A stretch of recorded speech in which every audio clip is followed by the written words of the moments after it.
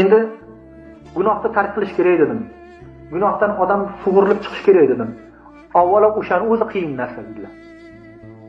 Chunki hamma ham shu gunohini qilayotgan gunohini avvalo yomonligini aksar odam biladi.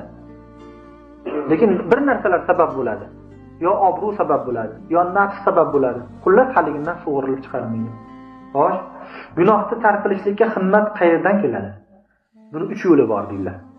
3 ta ilojisi bor ki gunohni tark qilishga odamda bir himmat, astoydillik paydo bo'ladi. U nima? Avvalo himmat o'zidan bo'lish kerak. Qalbida astoydillik bo'lish kerak, qaytaman degan qasd bo'lish kerak.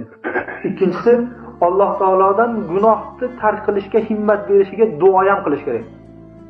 Ey Alloh, agar o'zimga qo'yib qo'ysang, men tark qilmas ekanman. O'zing menga himmat bergin deb duo qilsin. Uchinchisi, qayta Xudoning xos bandasini topsa darobar taqsir duo qiling. Men bir gunohlarga mubtalo bo'lib qolganman.